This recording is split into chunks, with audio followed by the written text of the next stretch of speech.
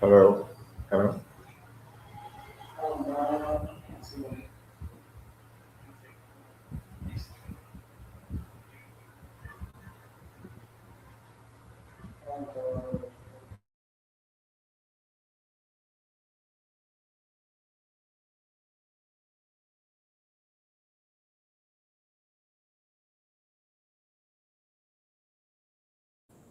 I guess we're already live, right?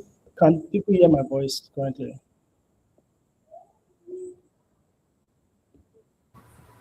Yes, we're live. So,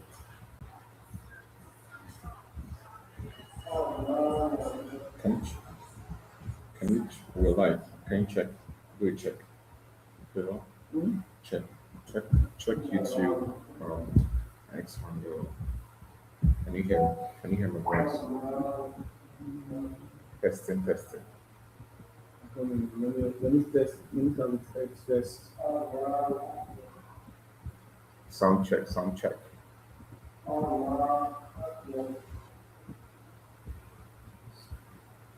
Sound check, sound check. Testing, testing. Can you hear me? Yeah, welcome from everyone joining us. It's going to be a very great hour. Can you hear me?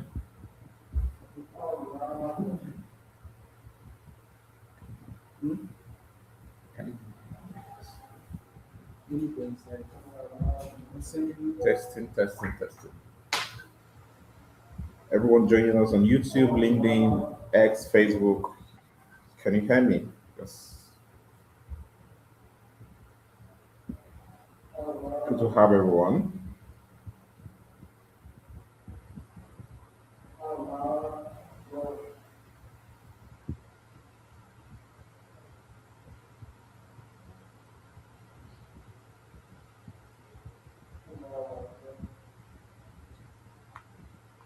Sound check, sound check. Testing, testing. Um, on X, good evening, wherever you're tuning in. Good evening, good afternoon, good morning. Nice to have everyone on the call. And we're so excited to host Sean, the CEO of Hyper Bridge.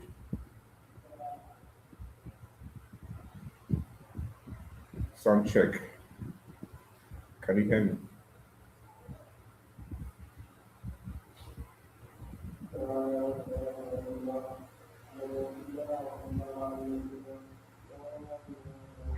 Sound check. Can you hear me?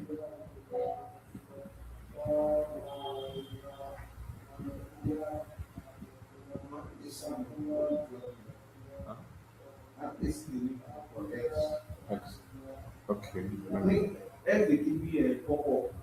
Okay. Let me retweet X.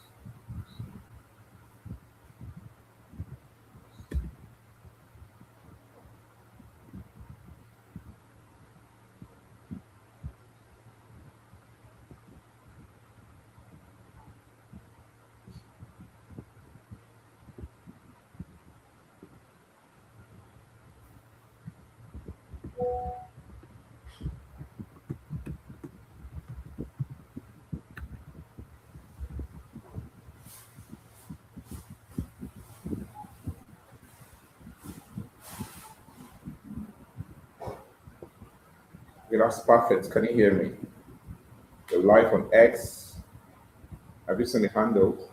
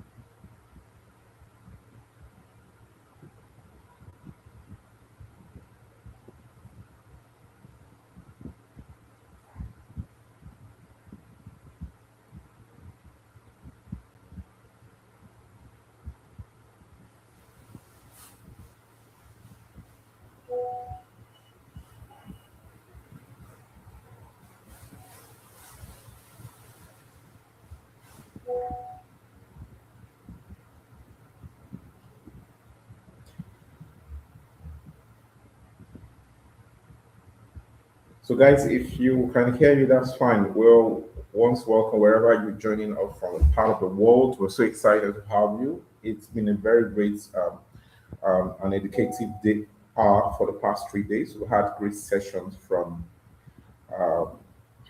from Chris and from El Kakai, and then we're having Sean. And this space has been uh, successfully moderated uh, by our team. We had Favor, we had Ateta and myself today, so it's quite excited. So if you can hear me, you do us a favor, share the link out there. Um, Sean will be joining us in a moment right now. So let's populate this. Let's get it to 1,000 viewers. Thank you if you're joining. Give us a follow on Facebook, LinkedIn, YouTube, X. Give us a follow.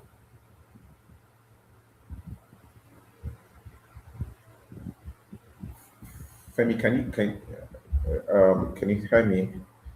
Um, can you hear me on X as well?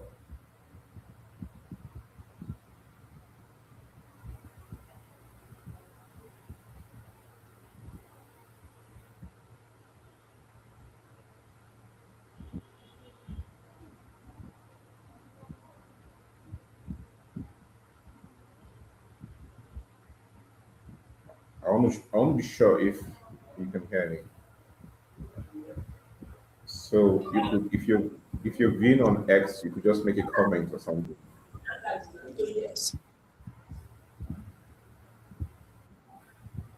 All right, I can see some questions already. What the X handle? Okay.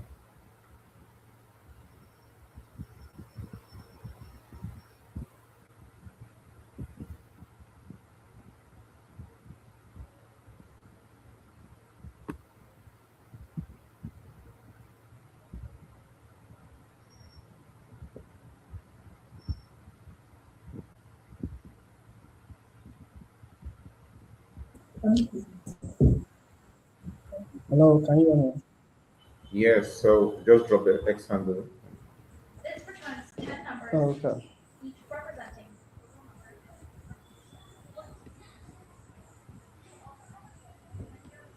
Okay, so yeah, I can see that we are live on X. Let me see if I can hear the sound. Sound check. Sound check. Yeah, I can hear the sound on X. Perfect. Okay. So, yeah.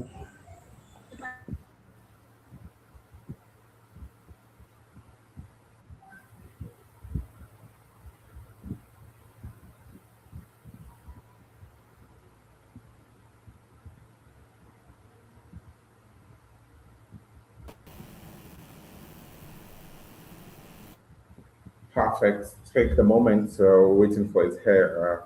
So excited to have Sean joining us right now. Hi, Sean. Can you hear me? Can we hear you? Yeah, I can hear you. Okay, perfect.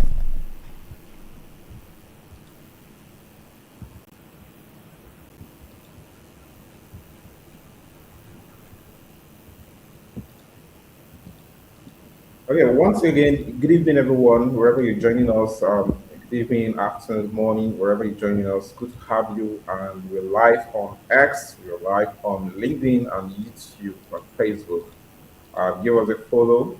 We'll have series of sessions for the past 3 days, and we're so excited to host Sean, the CEO, founder of Polytalk, and he's a great asset, one of our great assets in the country and the world.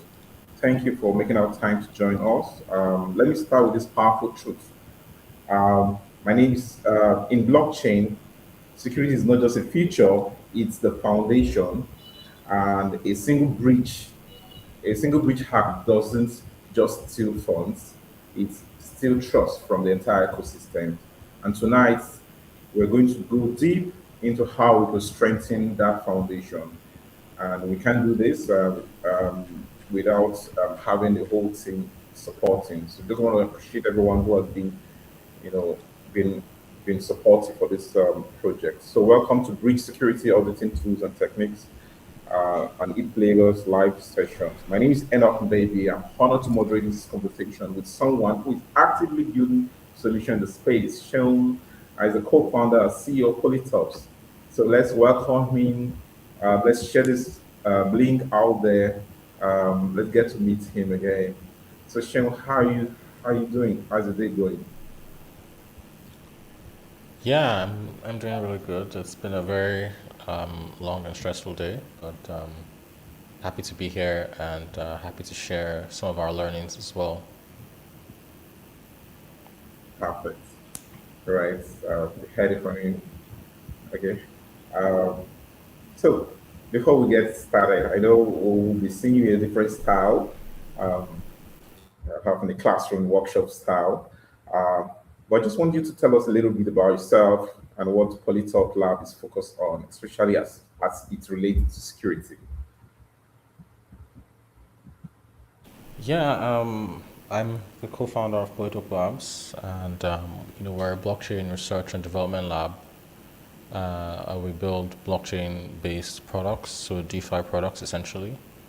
And we take a different approach to security, especially in the category in which we're building bridge security. A lot of bridges essentially depend on people. People have administrative control over bridges, and so the security profile of these bridges often involves compromising these people either through social engineering or very sophisticated attacks. Maybe you're giving malicious files or links to click on, in which case essentially you you download malware or some other kind of malicious software that then is able to gain the same access that you have, right, over whether DeFi protocols or whether bridges. And in Hyperbridge, essentially, we reduce the software, the security profile to cryptography, right? We reduce the security of bridges to cryptography, and in this case or in this system, there's no person that has control over the bridge. The bridge is basically orchestrated and administrated by software, right? And the software is basically autonomous. It does what it's programmed to do, and if anything kind of strays outside of its programming, then it's essentially going to reject these states. So that's kind of what we strive to do at Polito Labs. I don't know if that answered your question. Yes, you do. So thank you very much. All right, so Shane, you have the floor, and yeah, do you have some slide share or something?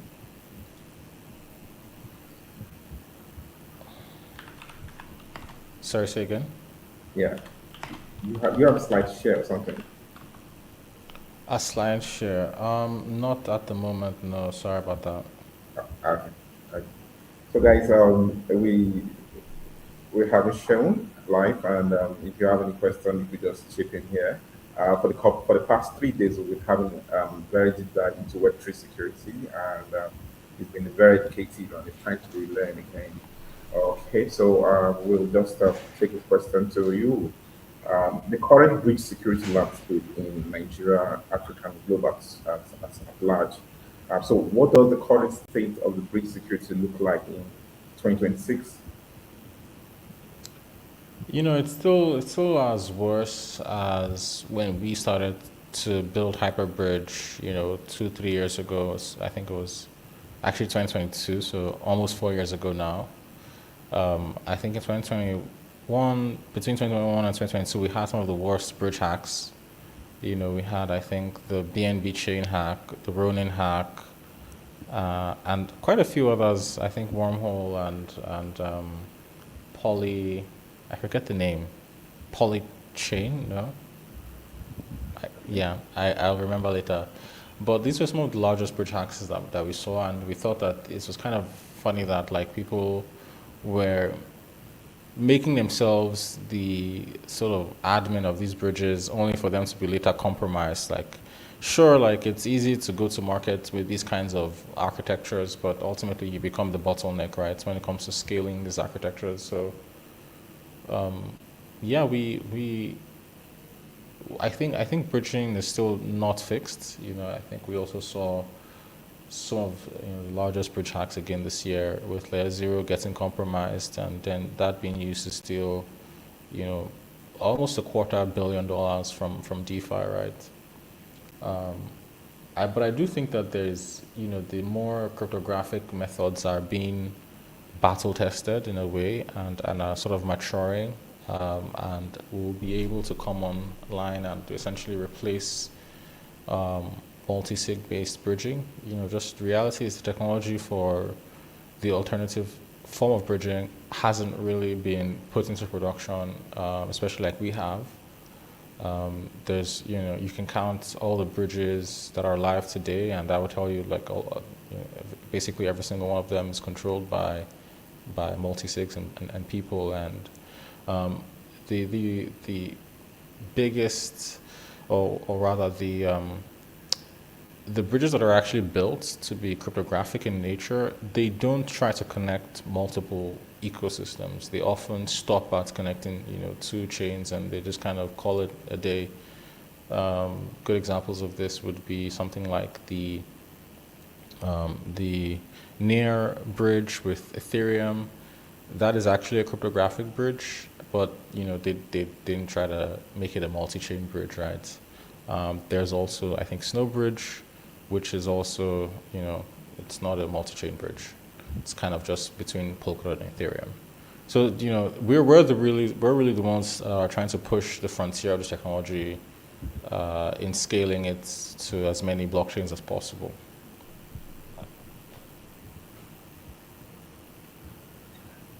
Thumbs up, Peter. That's a whole lot you guys are doing, and we hope to see a lot of our protocols join you guys in the crusades to scale up the great attack. That's still on this same question.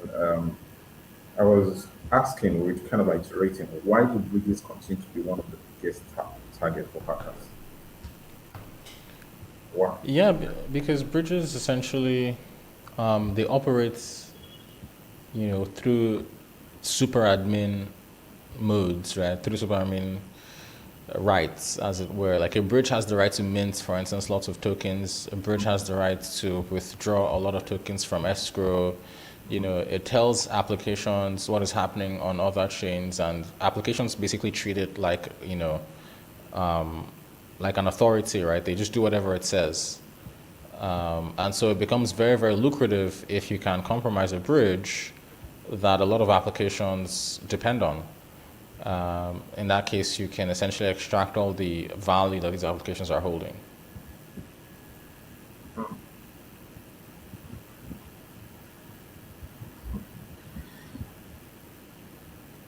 Okay, so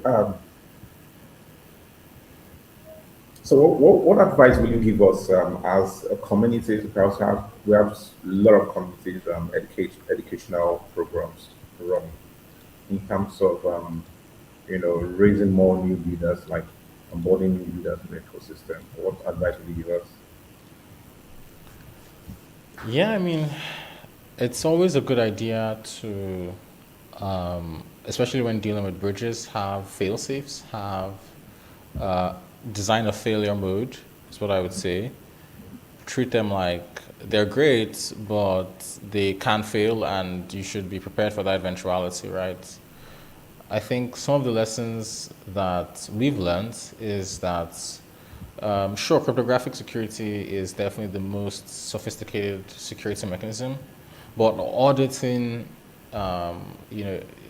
massive code bases, especially in DeFi, presents a huge challenge. And it's just better to have countermeasures, like we say, than to be sorry. Better to have countermeasures than to be sorry. So, yeah, having sentinel systems essentially that are watching your application and are watching for abnormal behavior, and that are also able to step in the minute this abnormal behavior is detected and shut down operations, can be really what prevents any losses from being compounded essentially.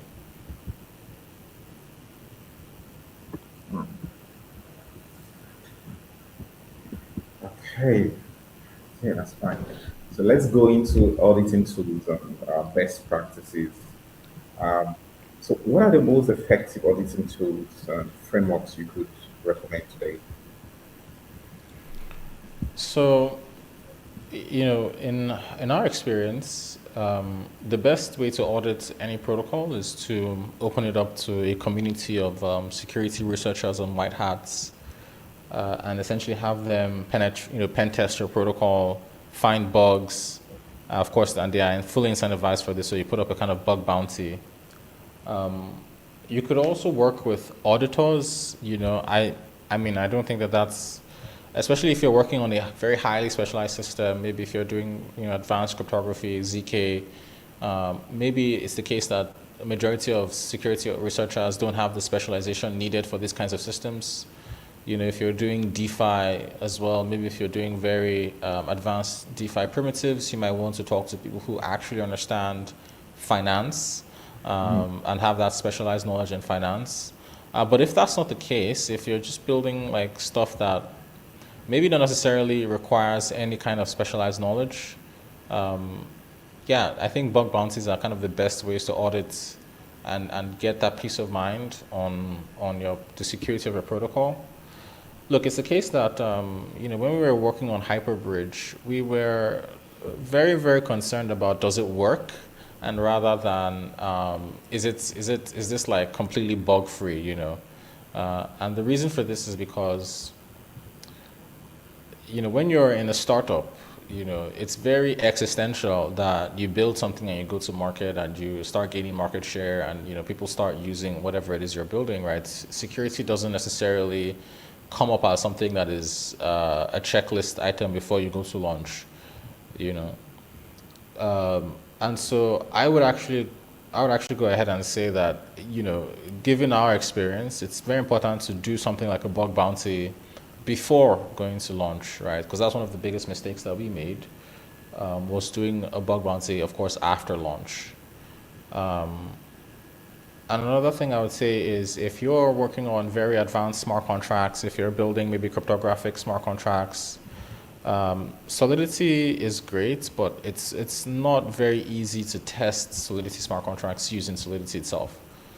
And so what we've done actually is we test our Solidity smart contracts in Rust, where we're able to do very advanced fuzzing. We're able to do like test case generation, cryptographic fuzzing, generating all the necessary data to test the contracts, and then you're able to embed something like REVM, which is basically an EVM interpreter, and call your contracts directly from Rust, right? So you can essentially initialize a small executor for EVM and execute it using a Rust environment where you have access to these very advanced like testing primitives.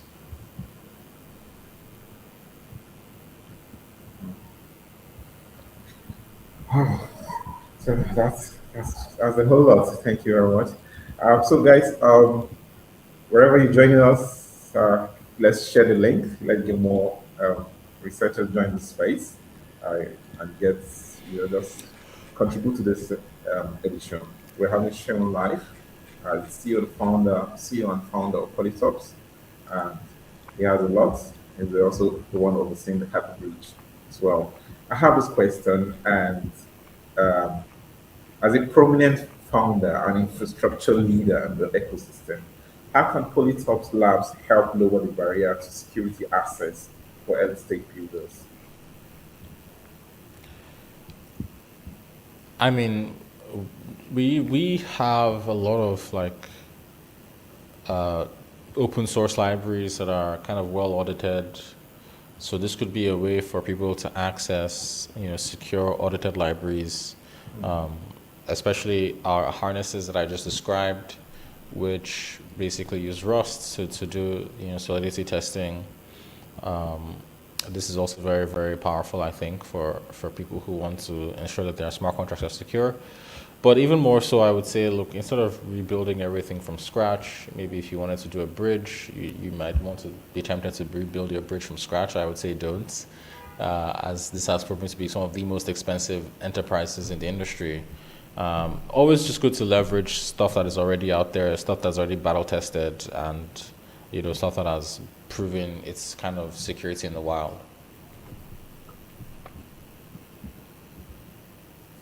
Okay, guys, you had it all. You had it live from Sean. So instead of starting from scratch, you have already um, a template, um, open source to use.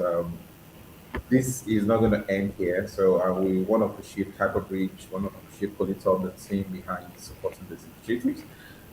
We tend to also launch bootcamp as well for basically Web3 security. So instead of starting off from scratch, you have access to the resources Polito have. So after this, you could just comment on X, LinkedIn as well. We'll retweet, follow you as well to get you on board. You would just want to create that consciousness of security as you're building. You also learn from Sean um, the mistake that was made earlier and the correction. So it's also good to always have these bounties, for people to like extrail your product while you're in the market or before you go into the market to reduce a whole lot of stuff. But you could see it real time, like um, real experiences. Thank you, Shane, for just being honest with us and what you do in the space. We really appreciate very well. This question is to you again. What is your perspective on managing the security risks of AI generated or vibe coded smart contracts coming into the interoperability space? Yeah, I don't think you should be. I don't think you should be vibe coding smart contracts at all, especially if you don't really have any experience with building smart contracts in the first place.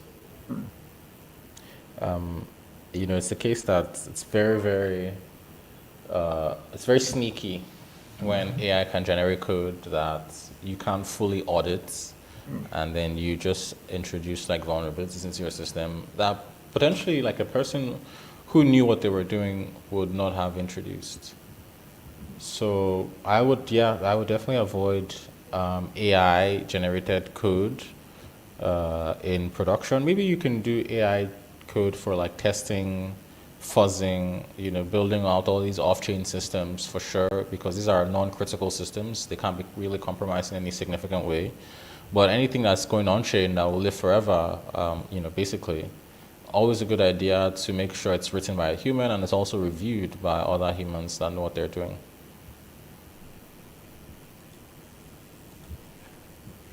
That was a punchy one, guys. You just heard it, right? Let's first you just have to know what you're doing, and then you know apply yourself to your product, and then outsourcing your project on AI, and then get into the market, risking the whole ecosystem. So you had a live, write your smart contract, get auditors like humans to audit it as well. Um, Thank you. That's a very, very great one, and that's should be like we need to allow that point there. So, how do you balance safety latency with the UX requirement for fast cross-chain messaging? Can I come again? Yeah. Look, I think for us, we choose safety over latency. So some routes in Hyperbridge, take up to an hour to finalize if you're bridging out of Arbitrum, for instance. And the reason for this is because we think, we believe that it's better to be safe than sorry, fundamentally. Sure, people want fast bridging, but when things fail, they're going to hold you and say, well, your bridge failed, right? They're not going to say, oh, we were making a choice, we were making a trade-off, and we understand the trade-off you made here, less security for speed, right? There, people will just prefer that their funds are always safe. So, always a good idea to always prioritize, security over UX, even though it might seem counterintuitive. And then there's also engineering tricks you can do around this that can give the appearance that things are instant, even though the slower UX is being like hidden in the background. So a good example of this is like intents. Intents are a good way to basically turn the costs of fast finality or slow finality into something that users pay for essentially, right? So a user will pay, I don't know, a few cents to get their assets immediately, right? They might not want, they might be fine that it's not a one-to-one bridge. If I say I want to bridge like 100 USDC to like a different chain, I might pay like a few cents, so I receive like 99 USDC points, a few cents, just because I wanted it instantly versus, waiting a few hours for it to like finalize and confirm, right? So there's different ways in which this can be engineered for users. Wow, thank you, Joe. So, guys, we'll be going for a minute or 1 or 2 minute break. That's a 60 seconds break. We want to let everyone take water, and then we'll be right back.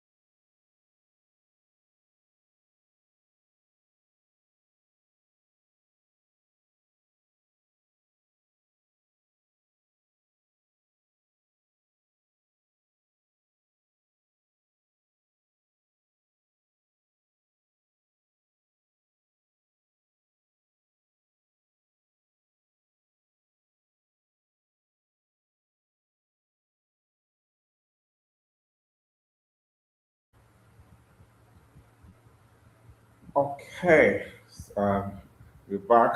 Hope you have freshened up, and we're getting deeper. Um, this edition was brought to you by the support of Ethereum Foundation, Paycrest, Hyperbridge, and Ethereum Nigeria. I want to thank you for supporting. If you also want to support the next edition, please reach out to us. We could as well amplify you. All right. Still live with us is Sean. And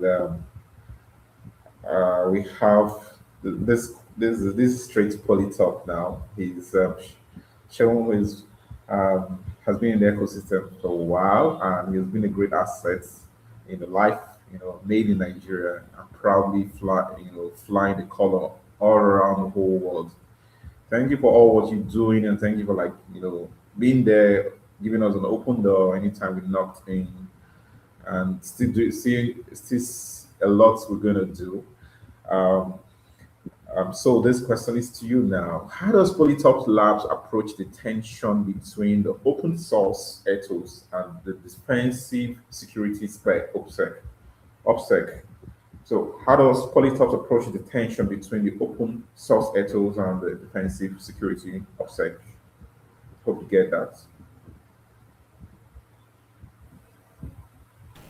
So, I mean, for us, we try to build fully decentralized systems, and if you look at the U.S. Clarity Act, it actually defines what a decentralized system is, which is it's fully open source, and it is run by a decentralized network, and the developers cannot unilaterally control or change what the network does without the involvement of other network participants. So this has been our North Star, and actually we recently finally achieved this with Hyperbridge with our recent relaunch. I think, like I said, the general idea is definitely getting audits, definitely getting, bug bounties, definitely getting multiple security researchers to look at your code.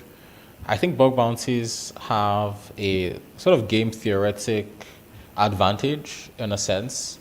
So because now there's an incentive to report bugs, say you had a black hat that had spotted a bug in your code. They would of course like to see, they would like to exploit this code on mainnet, right? They would like to exploit this code, when there's lots of assets on on your protocol, and they get to make a lot of money from it.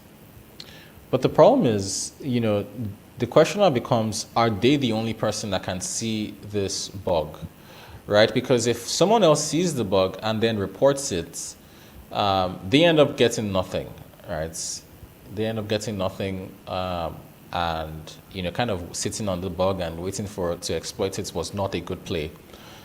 And so instead of trying to exploit it, at least they can get something from reporting the bug, and taking advantage of your bug bounty and your incentives, right? And so this is the mechanism by which, basically you can discover all the bugs in your system if you have a bug bounty. So this is kind of my own, our approach to securing things, especially if your security, like I said, depends on the code. If your security is not even dependent on the code, if your security depends on admin keys, multi-sigs, then bug bounty is not going to mean anything to you, really, because it's not going to be the primary attack surface area.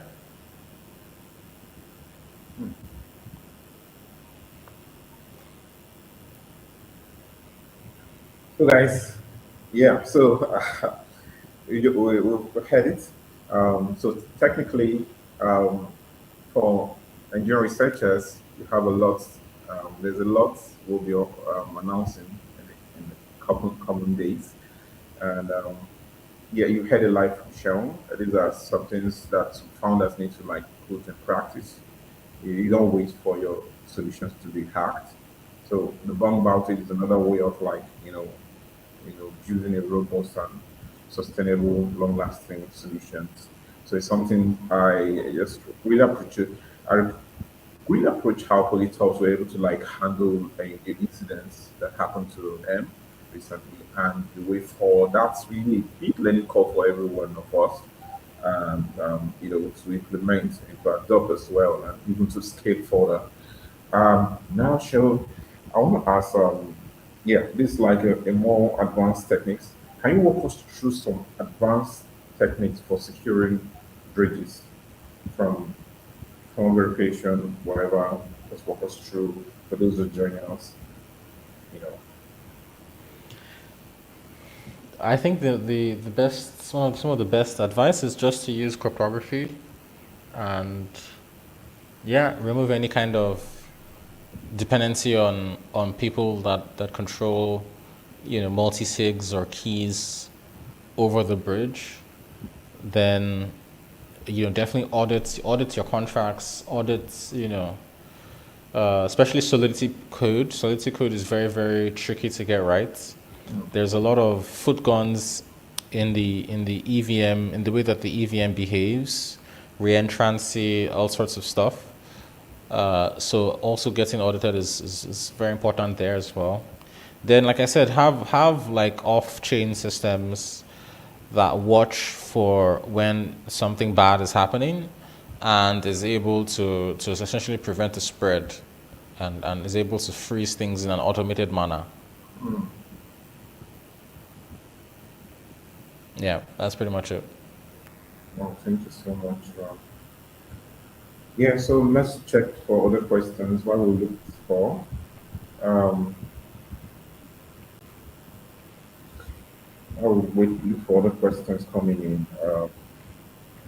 What role do ZK probes, zero knowledge probes, multi-party computations, new cryptographic methods play in bridge security? Yeah, I think that this is essentially the future of bridging. We of course we use zero knowledge proofs in our systems, We use Merkle proofs, cryptographic signatures, all these different things. They essentially eliminate the need to have someone else, some third party, who authorizes what is real to the other chain, right? So if you're able to have, if your code is essentially bug free, and is essentially correct and is sound, then you really won't have much issues.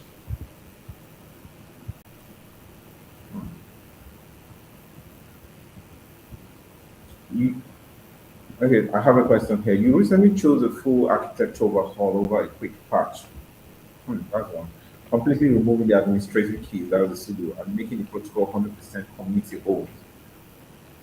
How difficult was that decision from a risk management perspective? That's one.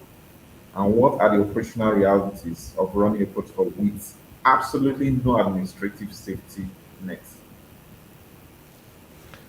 Yeah, so this is something you can only really do if you understand your security profile, right? The security geometry, as it were. We didn't really understand the failure mode for Hyperbridge, which is kind of why we kept the sudo key around. The sudo key, which allows us to do upgrades, bypassing governance entirely. But after the hack in April, we realized that even if we had the sudo key, if the hack occurs on a Solidity contract that is outside of the Hyperbridge blockchain, there's nothing that the sudo key can really do at that point. Also, secondly, we understood that the targets for hackers and attackers would not be to try to sneak maybe some kind of malicious request through Hyperbridge, or try to mess with the Hyperbridge blockchain in any way, because it's one of the most, I would say it's one of the most advanced blockchain systems that's ever been built. It's built in Rust. It takes advantage of very audited cryptography libraries from Polkadot SDK, from ArcWorks. Its security profile it's very, very tough. It's very hard. But the Solidity contracts on their own, it's very hard to get right, is what I would say. But if you get it audited, then you can have some level of confidence, right? So understanding that the thing that attackers would target would be the Solidity contracts, we realized that we don't actually really need the sudo key. The Hyperbridge blockchain itself is very solid. Like I said, uses well-audited cryptographic primitives. So we feel fine not having any administrative keys over it. In any case, right? The only thing that Hyperbridge does verification. It does verification of cross-chain messaging. It does this verification using, cryptography, signature verification, digital signature verification. It does it using Merkle proof verification. The libraries that we're using actually are they're upstream. They come from Polkadot itself. And so unless, Polkadot itself is compromised, it's not the case that Hyperbridge can be compromised in any way. And that's just the fundamental fact on the ground. So this is why we're okay, then it's unlikely that anyone will try to target Hyperbridge, and so we can actually let go of the security keys for Hyperbridge. Oh, that's a very powerful one. All right. Now take me to this other question. Where do you think mathematical verification hits its limit in Web3? I know you were a mathematician, so now, where do you think mathematical verification hits its limit in Web3, and where must social consensus inevitably step back in life? You get that? Yeah, I think when it comes to bringing real-world data on chain, there's just no way to mathematically verify this. I think, for instance, if you look at the Polymarket's case study, for instance, Polymarket tries to have smart contracts that act on real-world data, right? It's data that comes from the real world.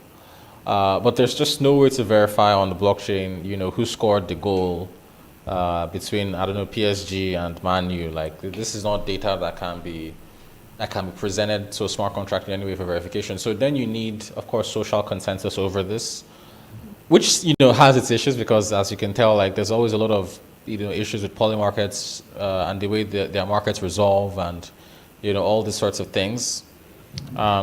I think for me, I tend to just generally avoid anything that cannot be proven, cryptographically on-chain, because that just is a recipe for problems down the line.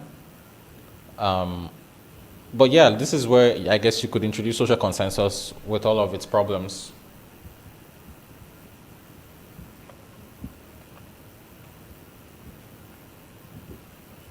Okay, that's fine.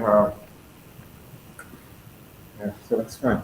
So I have another question again. How do you actively prevent marketing demands from diluting your commitment to technical purity? How do you actively prevent marketing demands from diluting your commitment to technical purity? Yeah, myself, and David, we're very technical. We're programmers ourselves.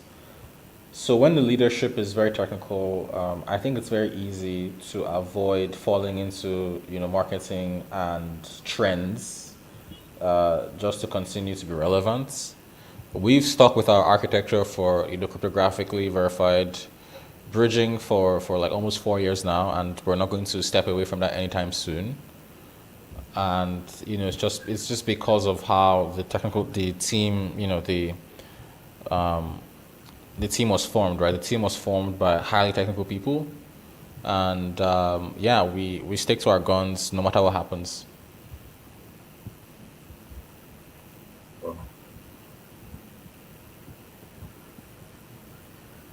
So, guys, you could just hear from Sean, your caliber of your team, like your team determines, your output, and I probably they're really, really in. So, yeah.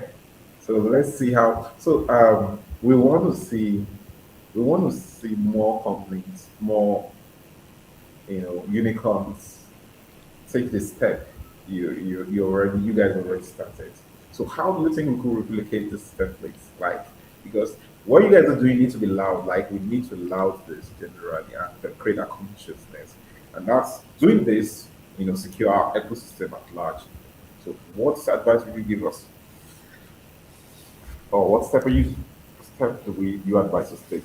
Because we need this consciousness. Because now we have so many vibe coding, so many AI coming in. So, but still, we need to like. Yeah, I think,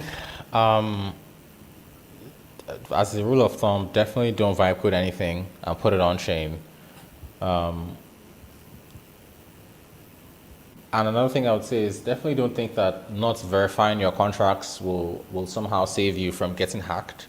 It's very trivial to decompile Solidity code from its bytecode. And we've actually seen quite a number of contracts that weren't verified on Etherscan. Their source code wasn't really made public, but they still got hacked. So, in this new age of AI, just assume as long as the code is public, the machine code, the bytecode, whatever it is public, then someone can analyze it and compromise it. So definitely operate like as paranoid as you can be. And as a rule of thumb in Polito Labs, we don't necessarily have contracts that have any kind of admin control. We don't have contracts that are upgradable, and this is just for us the most secure way to deploy smart contracts, right? Because sure, you could have all this cryptography, you could have all this math and ZK, but at the end of the day, if the contract can be upgraded by a single key or can be upgraded by a multi-sig, then your security is reduced to that multi-sig or that admin key. So definitely take advantage of using immutable contracts. If you deploy a contract, don't allow it to be upgradable. Don't allow any, unless you have some kind of governance system where people can vote to upgrade, then this is the best way. But if you're the one who is going to be upgrading, then just assume that your keys can be compromised and someone can then push a malicious updates onto your smart contracts. All right, guys. With us here is like Sean, the CEO of Polytops, and we're having live and seeing that section, sharing us really practical approach to all this. We'll go for a minute break, and we'll be back. So just keep your questions, tweet it, share on LinkedIn, we'll pick it up and then drop it for you. We're just going to break now.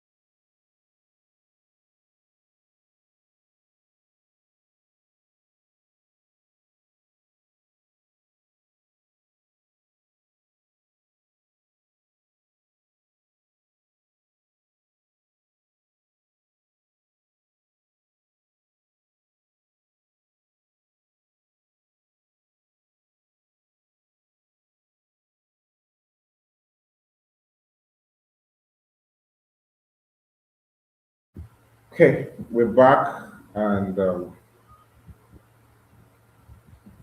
with those joining us, and this is the final day of the Web3 security session. We started like 2 days, 3 days ago, and with us is Sean, the founder of Polytop, and he's been doing a lot of justice. And this edition was supported by the Intro Foundation, Paycrest, Hyperbridge, and Intro Nigeria. So thank you guys. If you want to, we'll have a couple of session coming up maybe next week. We should have some academians, some prof on this live session. So if you want to support us, reach out to us and let's get it done. All right. Thank you, Sean. We've kept you on the hot, sharing. You've been so practical to us. We should be wrapping up in the next few minutes. Um, Now on the long term, I think you're there. If you're there, you can hear me all right. On the long term now, the longer term, Hyperbridge functions as an interoperability co-processor, renting computation power, that's the core time from Polkadot as length, and as cross-chain transaction volume scales into billions. How do you project the economics of core time holding up? Will it remain cost-effective long time? I think it's going to be very cost effective, just because on the demand side, there's just not a lot of demand for core time at the moment. And we can kind of project that into the future. We're not really seeing any new applications on Polkadot that are demanding a lot of core time that would then drive up the cost. So I think this just works favorably for us. Okay. So, guys, I think it's been over an hour. Thank you very much. One last question on advice. So, what would you advise the ecosystem? From all the practical experience, what's one word, one sentence you're giving to us, give it to the ecosystem?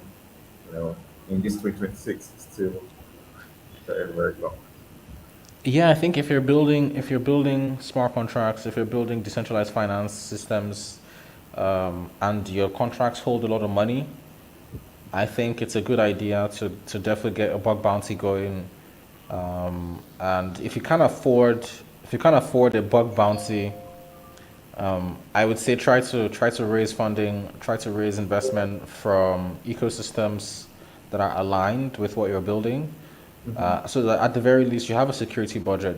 It's a lot of people get hacked and they have no way to recover because essentially, not that they can't restart their product, but they understand now that like bugs can be very existential, and because they don't have a budget to actually secure the system, after a hack, then they have no choice but to wind down, right? Because they just don't want to have a situation whereby they just keep getting hacked. So definitely try not to launch anything that takes people's money without getting audited.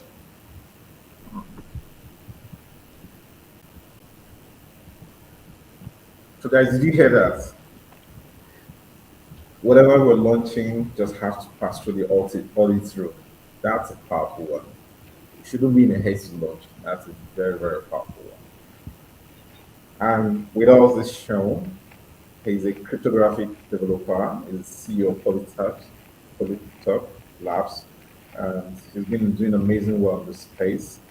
Uh, Worked with, a lot of Ethereum, Polkadot, and currently seeing the sharing Polytops, and Hyperbit is one of his products. And yeah, talking about products, what are we expecting from your team this year? Do you have any product you want to kind of like give us a sneak peek or something?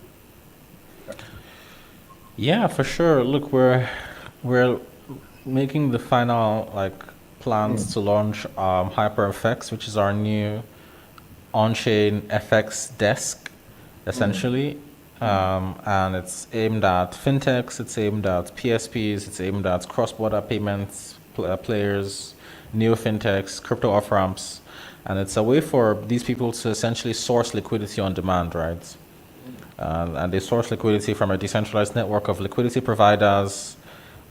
We think that FX is going to come on chain because it's going to be the most neutral and the most permissionless place for fintechs to get the best prices for FX. So we're working on building out this infrastructure, and we're already partnering with a lot of fintechs, and so we'll have more information in the future for sure. Wow. Thank you for giving us this sneak peeks, and we can't wait to join the launch. So guys, it's been a very rich and hour spent. Time has been very worthy. Thank you for uh, joining us in the space, wherever you're joining within the country or outside the country. I appreciate we appreciate you. Stay tuned. Follow us on all our socials to get updates. I'll be closing with this quote, and that's inspired from the show. Um, as a cryptographic developers, our job is not just to build bridges, but to make it unbreakable. So every audit, every form of verification, every layer of defense we add is a promise to the ecosystem. So your assets are safe, your trust is earned, and the future of decentralized finance will not be defined by hacks, but by resilience. So let's keep raising the bar, not just for security today, but for the trust that will power the Web3 tomorrow.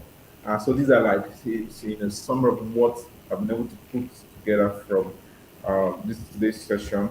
Please send in your quotes, send in your questions. We will definitely relate it to Sharon. And yeah, so we'll be announcing the Web3 security bootcamp as well. We want to have more of this. As you're being a founder, being a developer, whatever you are doing, we invite you to the hub and just have a very quality time. So we just want to. Our goal is to see that the ecosystem, progress, keep progressing. Thank you, Sean, and the team for the powerful works you guys have been doing, and thank.